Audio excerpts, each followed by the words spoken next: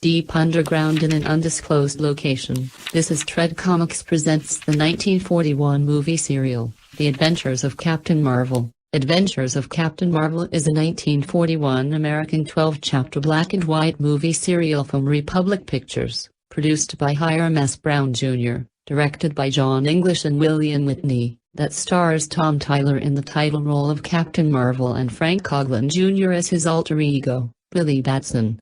The serial was adapted from the popular Captain Marvel comic book character then appearing in Fawcett Comics publications Whiz Comics and Captain Marvel Adventures.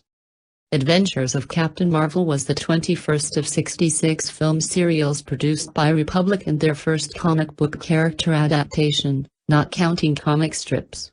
The serial featured the Fawcett Comics superhero, placed within an original screen story. Captain Marvel fights a masked criminal mastermind called the Scorpion, who is determined to gain control of an ancient weapon. It is made in the form of a large metallic scorpion with adjustable legs, tail, and removable lenses that must be properly aligned in order to activate its powerful ray. During an archaeological expedition to Siam's volcanic Valley of the Tombs to find the lost secret of the Scorpion Kingdom, a device of great power, the Golden Scorpion, is discovered hidden inside a sealed crypt. While examining it, the device's quartz lenses are aligned and powerful energy beam erupts, causing an explosion, resealing the crypt. This allows young radio broadcaster and expedition member Billy Batson, who obeyed the warning on the crypt's seal not to enter, to be chosen by the ancient wizard SHAZAM. The wizard grants Billy the powers of Captain Marvel whenever he repeats the wizard's name. Captain Marvel's powers can be used only to protect those in danger from the curse of the Golden Scorpion. The crypt's entrance is quickly cleared. Then Captain Marvel enters SHAZAM, and quickly resumes his Billy Batson alter ego.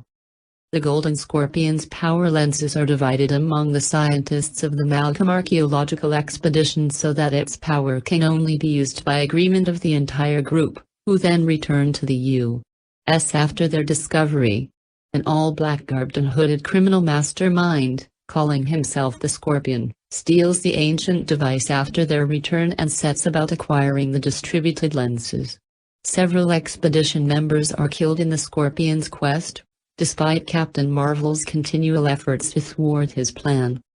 Deducing that the Scorpion always seems to know what happens during the scientists' meetings, Billy later confides to his friends, Betty Wallace and Whitey Murphy, his suspicion that the Scorpion may be one of the Malcolm archaeological team. Discovering that one of the Golden Scorpion's power lenses was purposely left behind, cleverly hidden in the very crypt where it was first discovered, Billy Batson and the surviving scientists agree it must be retrieved.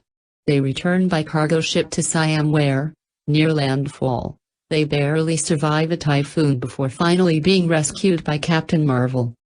They eventually retrieve the hidden lens, but it is stolen by the Scorpion. By accident, from a distance, the Scorpion observes Captain Marvel transforming back into Billy Batson. Capturing Billy and gagging him, the Scorpion interrogates him about his secret. Billy's tape gag is removed when he agrees to talk. SHAZAM is his only response, and he transforms in a flash of light and smoke into Captain Marvel. The Scorpion's identity is then revealed to be one of the last surviving scientists, who is killed by a Siamese native who turns the idol's ray on him, vaporizing him. Captain Marvel tosses the Golden Scorpion and its power lenses into a volcano's molten lava to prevent them from ever being used for evil. Upon its destruction, Captain Marvel is instantly transformed back into Billy Batson forever, the danger from the device's curse having now been eliminated. Adventures of Captain Marvel was budgeted at $135,553, although the final negative cost was $145,588, a $10,035, or 7.4%, overspend. It was filmed between December 23, 1940, and January 30, 1941, under the working title Captain Marvel. The serial's production number was 1098. The serial was the outgrowth of Republic's lengthy failed attempt at licensing national periodical publications. DC Comics Today. Superman character. Paramount Pictures successfully tied up all the characters' theatrical exhibition rights for its series of color Superman animated cartoons, produced for them by Fleischer Studios. The license that National Comics had provided to Paramount was exclusive and prevented other film companies from using the Superman character, even in a non-animated production. Undaunted, Republic's completed script was reworked with various changes. It now had an original masked hero, the Copperhead, standing in for Superman, subsequently becoming the mysterious Dr. Satan serial. The studio then approached Fawcett Comics about filming their most popular superhero, and they agreed. Director William Witney, however, was skeptical about trying to adapt Captain Marvel after the problems encountered with Superman.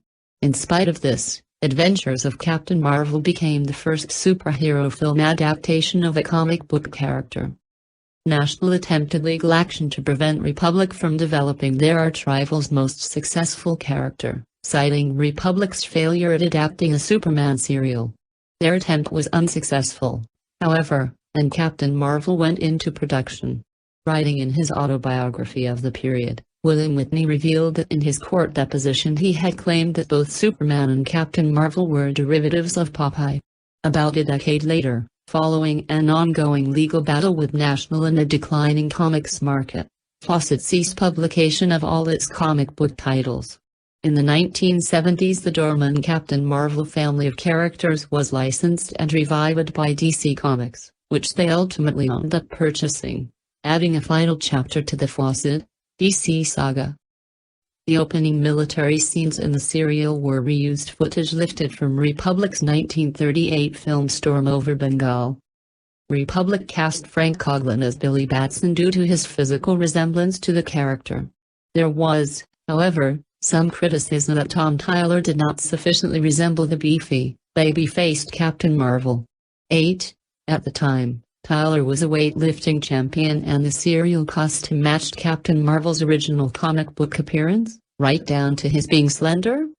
By the time of the serial's release, the appearance of Captain Marvel had changed due to Fawcett Comics artist C.C. Beck changing the way he drew the character. Tyler was described as clumsy, knocking over props with his lanky arms. Punches and fight scenes would sometimes connect. Due to his convincing performance in King of the Royal Mounted, actor Robert Strange, as John Malcolm, was the obvious choice to be the identity of the Scorpion, but by the end of the serial he was just a diversion and not actually the villain.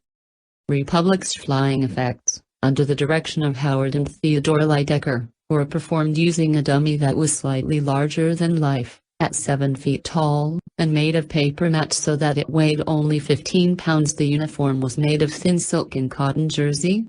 4 pulleys were connected to each shoulder and leg calf, which were then strung on 2 wires so the dummy moved along them by its own weight. The wires were attached to 2 opposite objects running across the camera's field of view, and the dummy then slid from one to the other, giving the illusion of flight. This system was originally intended for use in their Superman serial. A prototype dummy was even built but later discarded. The flying pose used for the dummy, arms outstretched and back arched, was based upon a Captain Marvel drawing by comics artist Mac Raboy. If the dummy needed to be seen flying upwards, the cape was convincingly weighted and the dummy was then slid backwards. The film sequence was then optically printed in reverse, completing the flying illusion. Stuntman David Sharp was the human part of the effect. Dressed as Captain Marvel, he would leap from a high point with his body straight, as if able to fly, then roll to land at the last second. The combination of flying effects and stunts produced the overall illusion of a flying person. Sharp also performed other stunts as Captain Marvel, such as backflipping and knocking down attacking Siamese tribesmen in the first chapter. Some shots of Captain Marvel flying were filmed with Tom Tyler posed against rare projected clouds. Some of these scenes, however, show the suspension wires used to hold him up. According to author Raymond William Stedman, the flight scenes are the most successful illusion of such aerobatics ever put upon the screen, in serial or feature. The technique had been developed in the earlier serial Darkest Africa, 1936. And was later used again in the Rocket Man serials, King of the Rocket Men, Radar Man from the Moon, Zombies of the Stratosphere, and Commando Cody, Sky Marshal of the Universe, released during 1949 to 1953. By contrast, the lower-budget Columbia Pictures Superman serials, which eventually appeared in the late 1940s, used unconvincing animated cartoon sequences to represent various actions, most frequently Superman's flights. The animated scenes of Superman in flight were vastly inferior to those of Republic's live-action sequences in Captain Marvel. Columbia produced the cheapest serials of the era, and producer Sam Katzman was notorious for cutting costs to the bone. One of Captain Marvel's tunics later appeared as the costume of a member of the Kryptonian Science Council in the first episode of the Adventures of Superman television series, filmed in 1951. The lightning bolt on the tunic is partially concealed by means of an oversized collar around the actor's neck. After the usage in the Superman TV series, two Captain Marvel tunics were worn by actors in early episodes of the pioneering U.S. science fiction TV series Space Patrol. Very early into the series, those Marvel tunics were replaced by custom-made shirts. At the Science Fiction Museum and Hall of Fame in Seattle, Washington, one of the remaining Captain Marvel tunics is on public display. Adventures of Captain Marvel's official release date was March 28, 1941, although this is actually the date the sixth chapter was made available to film exchanges. The serial was re-released on April 15, 1953, under the title Return of Captain Marvel, between the first runs of Jungle Drums of Africa and Canadian Mounties vs. Atomic Invaders. Due to the superhero nostalgia craze in the U.S. during the spring of 1966, resulting from the hit Batman television series, the serial was quickly re-released again, this time as a complete, nearly 4-hour-long feature film. All 12 chapters were just strung together, each opening with the prior chapter's ending scenes and a plot synopsis. Audiences were forced to sit through a summation of what they had just watched in the previous chapter. And now, Dread Comics is proud to present the 1941 movie serial, The Adventures of Captain Marvel. Now our feature presentation, The Adventures of Captain Marvel, Chapter 10, Doom.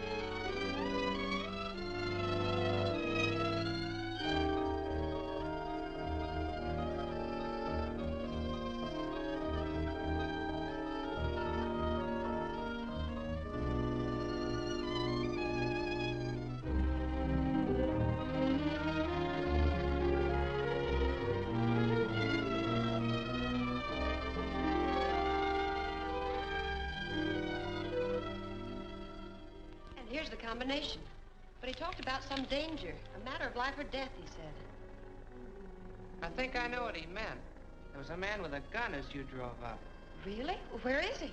He's been well taken care of. Let's go get that lens.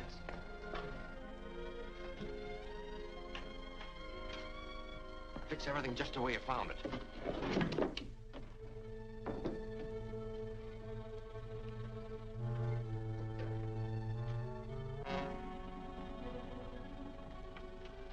He said it was in the alcove, didn't he? Yes, behind the painting.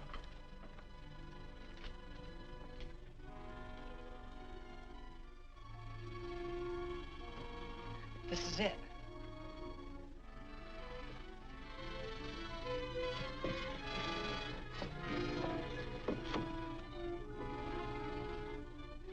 Read the combination to me. Right 24. Left 18. Right 9. Left 16. Right 7. Left 10. And here's the last number. Right 11.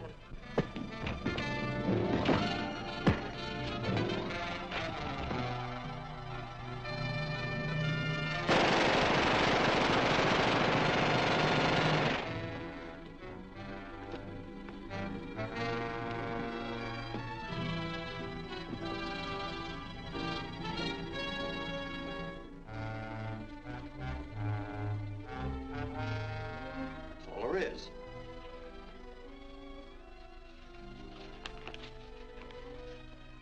It's just a map.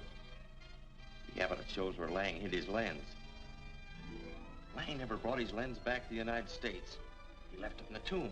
Then we'd better get this map to the Scorpion right away.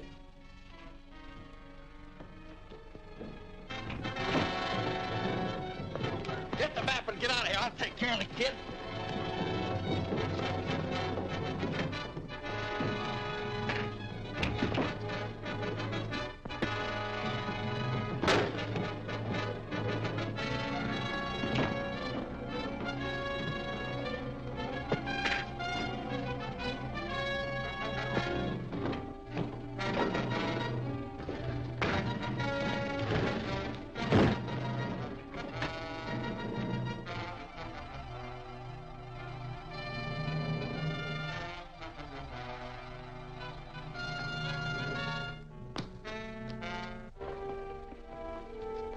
SHAZAM!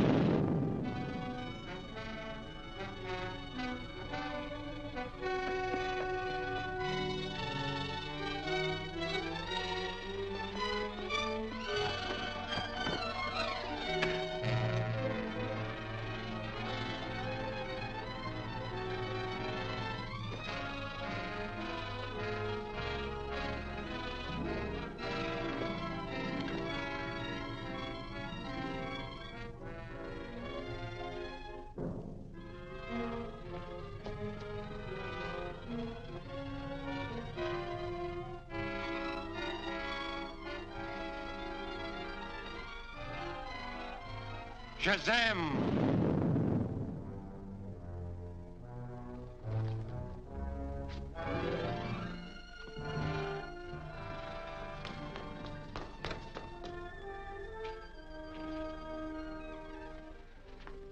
Where'd the other man go? I don't know. I didn't see anyone when I came to, but... Never mind him. They were the Scorpion's men, and they know where Dr. Lang's lens is hidden. We gotta get to Mr. Malcolm at once.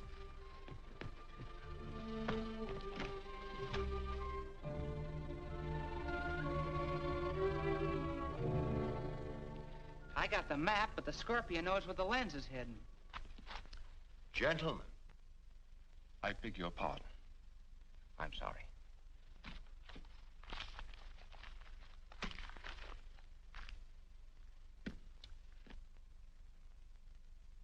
There is but one course open to us.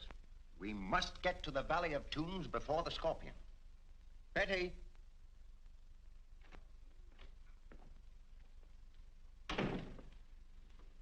Yes, Mr. Malcolm? Find out when the first steamer leaves for Bangkok, then book passage for all of us. I assume that you all wish to see this thing through? I'm honored. Naturally. You can count me in, sir. I'll get Whitey there, too.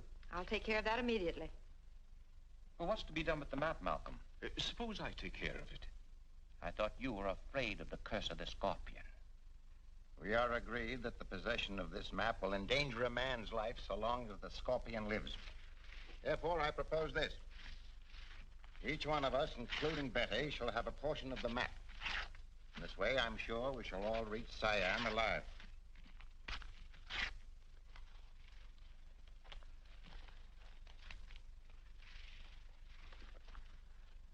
I've booked passage on the freighter Carfax. It sails for Bangkok at midnight. Splendid. I've divided the map as a precaution against the Scorpion. This is your share. Guard it carefully. Yes, Mr. Malcolm. I shall expect you all at the Carfax Pier promptly at 11:30 tonight.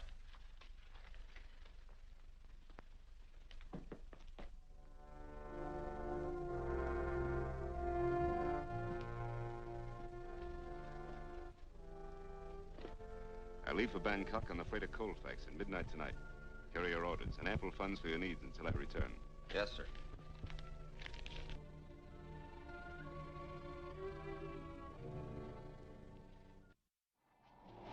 Sit down, Malcolm. This storm's enough to wreck anyone's nerves without you pacing like a caged beast. Well, I'm sorry, but I'm worried. About the storm? No, the Scorpion. He may have gone by clipper.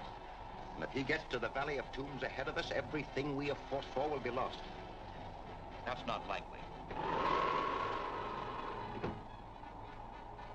What did the captain say, Billy? We're way off our course. We're somewhere near the Siamese coast. He thinks we'll be out of the typhoon by morning. It's pretty bad out on deck.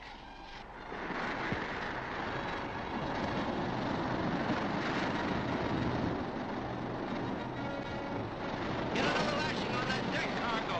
Aye, aye, sir. Mr. Carlson. Yes, sir. Send another man along. Get along.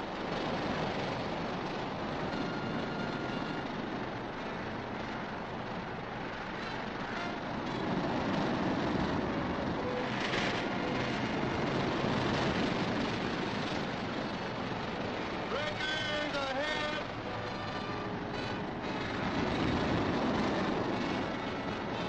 I want the passengers. Get out.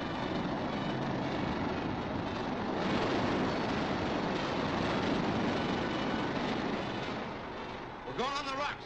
Get your life belts. Come on deck. No, they ain't any papers.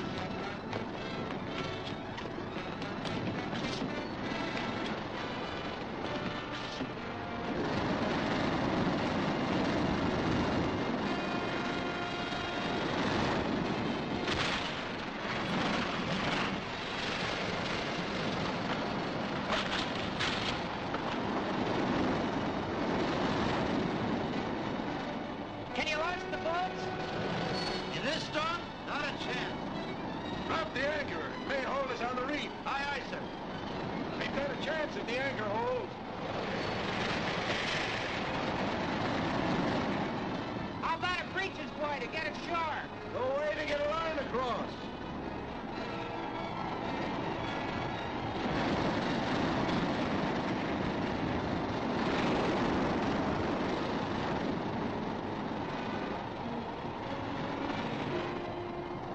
SHAZAM!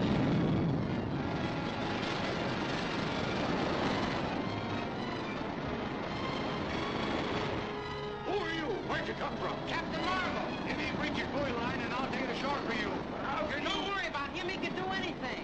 Let's go. Give him a light line. You get ashore, fasten the heavy line to the highest point you can find.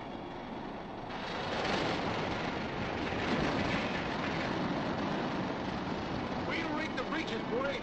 Signal when we're ready for you to haul in. Yes, sir.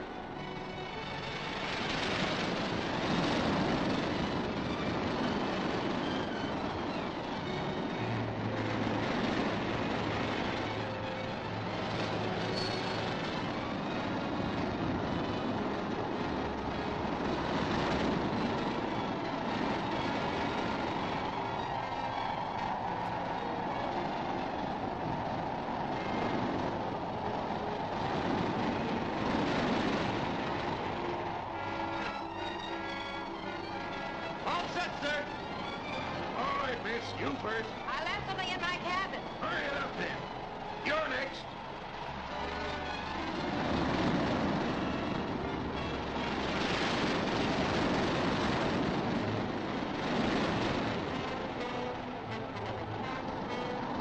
Captain, you want it forward. See that everyone gets off safely. Aye, aye, sir.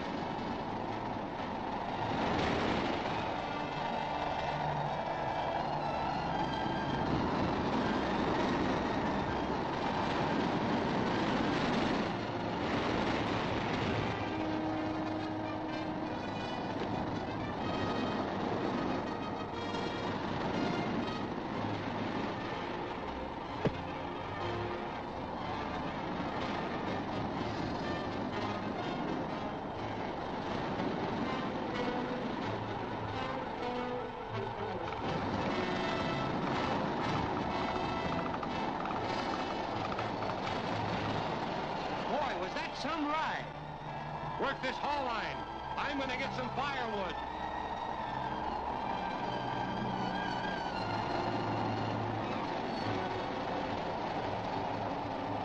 SHAZAM!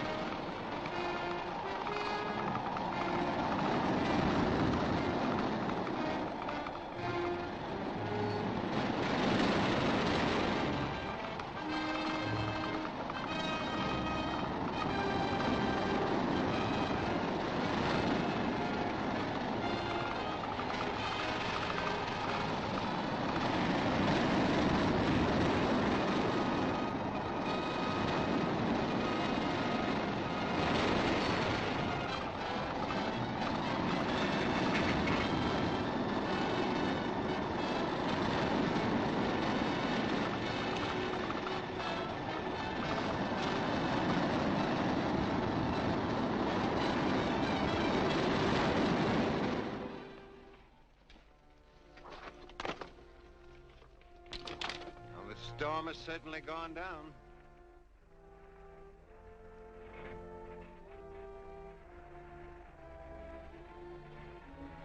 Well, anyway, we got everybody off. Say, where's Betty? Well, I thought she was around here somewhere.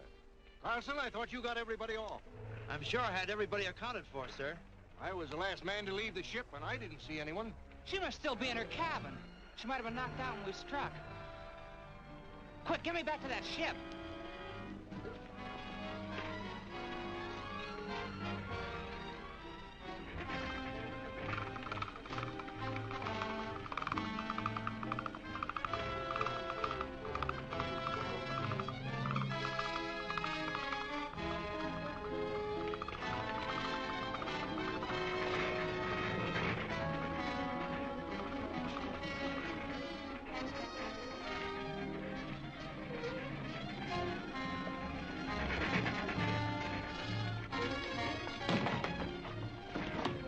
Betty!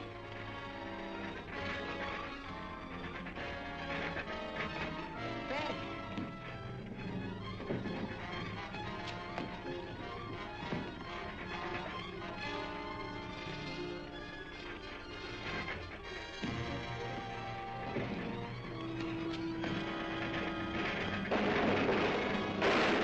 The ship's going down.